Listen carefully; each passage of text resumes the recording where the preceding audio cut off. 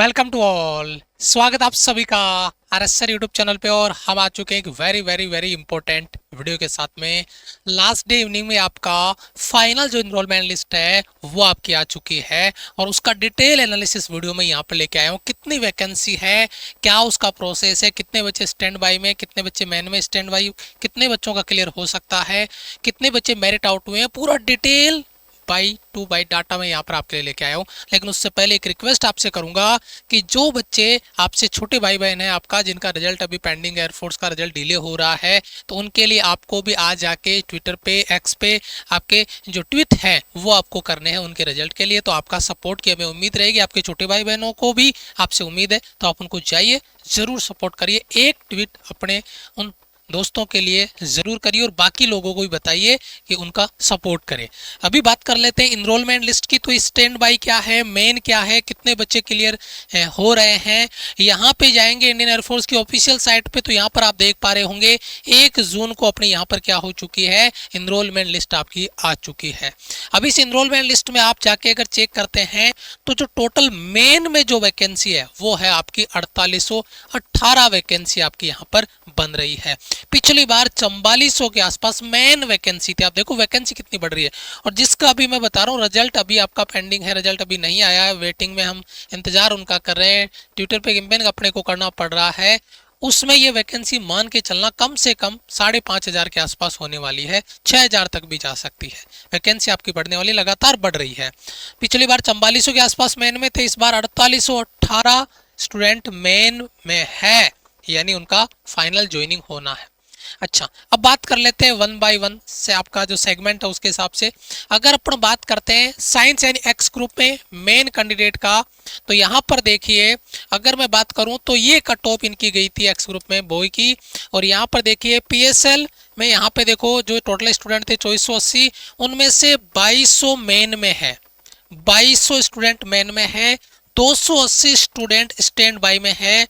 Total enrolled candidate है 2480, total merit out है कोई नहीं, मेरिट आउट किसी भी बच्चे को नहीं किया गया। और मैं आपको एक बात क्लियर कर दूं, ये जो 280 बच्चे स्टैंड बाई में है ना, इनमें भी मान के चलना पिछली बार का अगर मैं आपको डाटा दूं, लगभग बच्चों का स्टैंड बाई क्लियर हो जाता है।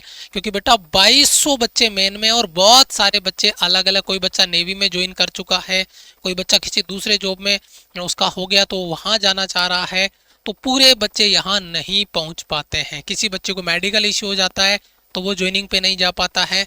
तो जो स्टैंड बाई वाले बच्चे हैं वो लगभग क्लियर हो जाएगा, ये बात मान के चलिए। और जिस बच्चे का इससे 1 या 2 नंबर प्लस है उसको तो टेंशन लेने का जरूरत नहीं है, क्योंकि उसके चांसेस पूरे हैं कि उसका स्टैंड बाई क्लियर हो जाए। लेकिन एक्स ग्रुप में बहुत कम बच्चे होते हैं जो स्टैंड बाई जिनका क्लियर नहीं होता है, बहुत कम बच्चे होते हैं। बाकी लगभग 99% सभी बच्चों का क्लियर आपका हो जाता है। अगर मैं बात करता हूं एक्स ग्रुप में, अगर वुमेन की यानी गर्ल्स की, तो ये कट ऑफ उनकी गई थी पीएसएल में 250 गर्ल्स को यहाँ पे क्लियर किया, मेन में 200 है, 50 आपकी स्टैंड बाई है, टोटल इनरोल्ड 250, मेरिट आउट किसी बच्चे को नहीं है। यानी एक्स ग्रुप में वैकेंसी दबा के खाली पड़ी है, पोस्ट एक खाली पड़ी है, ये मान के चल लो। वहां पे 50 स्टैंड बाई में, लेकिन इनका भी लगभग 99.99% आपका स्टैंड बाई क्लियर हो जाएगा। अगर 2-5 गर्ल्स ऐसी हो जो मेन में नहीं जा पाए, उनका स्टैंड बाई क्लियर नहीं हो पाए, तो वो कह सकते हैं कि वो किस्मत का खेल है। बाकी बेटा पूरे चांसेस है कि आपका स्टैंड बाई क्लियर हो जाता है। अब बात कर लेते हैं वाई ग्रुप में बॉयज का, ये आपका कट ऑफ था। और यहाँ पर अगर अपन बात करते हैं, ध्यान से देखना, 2952 बच्चे पीएसएल में आए थे, उनमें से 2133 बच्चे मेन में है, 387 स्टैंड बाई में है, टोटल इनरोल्ड कैंडिडेट है 2520 और मेरिट आउट हो गए 432। अब ये 432 बच्चों की तो उम्मीद इन्होंने यहाँ खत्म कर दी, लेकिन जो स्टैंड बाई में है बच्चा उसके चांसेस हैं।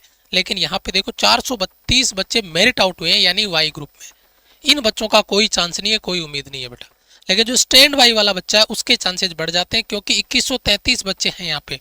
अभी मैं एक्स ग्रुप की बात करूंगा, यहाँ पे देखो मेन में 2200 है, जबकि क्लियर केवल 2480 बच्चों ने किया था। डाटा देखना, एक बार शॉकिंग डाटा देता हूँ, 2480 बच्चे थे, उसमें से 2200 मेन में है। अब यहाँ पे देखो, यहाँ पे 2952 है, फिर भी मेन में केवल 2133 बच्चे ही है, ये नोटिस करने वाली बात है। तो यहाँ पर 387 बच्चे स्टैंड बाई में है और यहाँ पर 280 बच्चे स्टैंड बाई में है।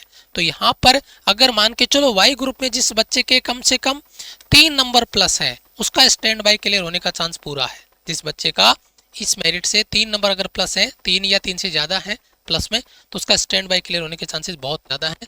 2 भी मान सकते हो, 2 2.5 नंबर 3 नंबर प्लस है, उस बच्चे के चांसेस बहुत ज़्यादा होंगे स्टैंड बाई क्लियर होने के।